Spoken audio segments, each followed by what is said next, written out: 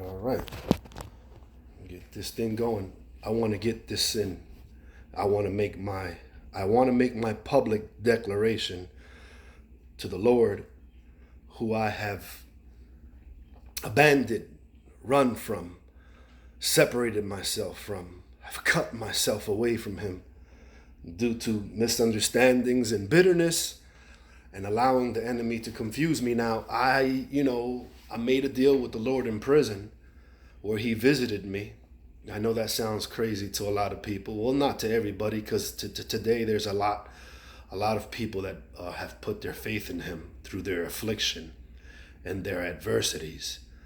The fire burns, I'm talking about, in the spirit.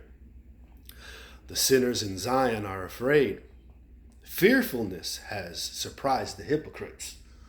Who among us shall dwell with the devouring fire? Who among us shall dwell with everlasting burnings? But he whose hands are pure and whose walk is righteous, who shuts his ears from blood and his eyes from seeing evil.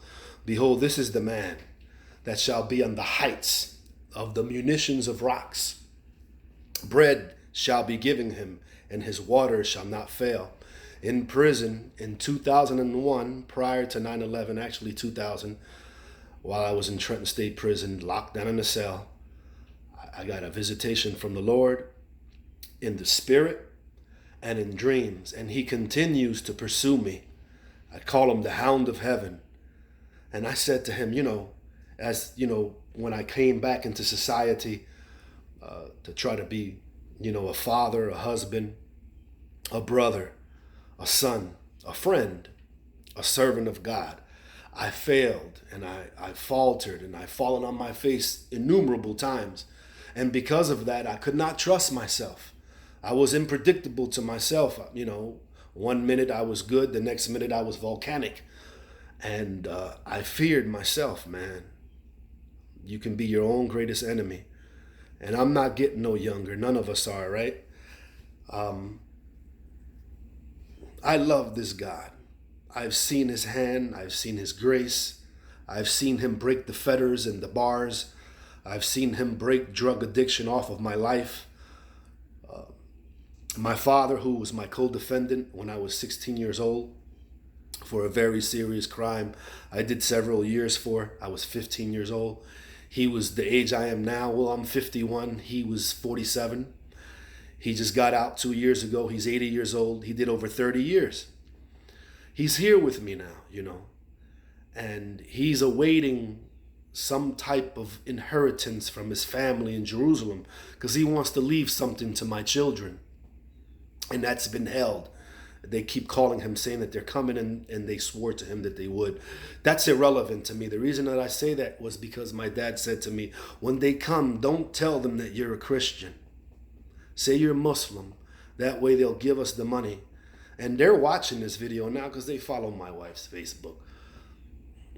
Jesus said, those who are ashamed of me, those who deny me, and I'm paraphrasing, I will not confess them before my Father and the holy angels. But those who know me and confess my name before men, who are not embarrassed to bear my name before men, them I will confess their name before my Father and his holy angels. In Psalm 40, verse 10 states, I have not hid your righteousness within my heart. I have declared your faithfulness and your salvation. I have not concealed your loving kindness and your truth from the great congregation. The great congregation today is social media. Withhold not thou thy tender mercies from me, says King David. O Lord, let thy loving kindness and thy truth continually preserve me. Why? For innumerable evils have compassed me about. Mine iniquities have taken hold upon me, that I'm not able to look up. We're all weighed down with sins, and everybody focuses on the next man or woman's sin. We have all fallen short.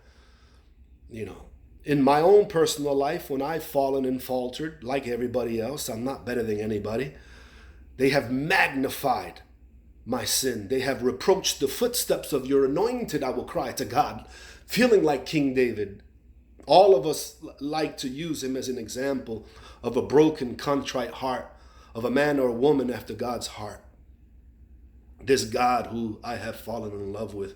I've given up things for him, things that I used to take pleasure in. To this day, the temptations, they come and they go, and sometimes I fall into them. And there's none of your business what they are, but sometimes I fall into them. But the difference is that I get very, very contrite and grief-stricken about it. Not to the point of condemnation, because it is written that he has borne our griefs and carried our sorrows. And I believe that. I believe that no matter how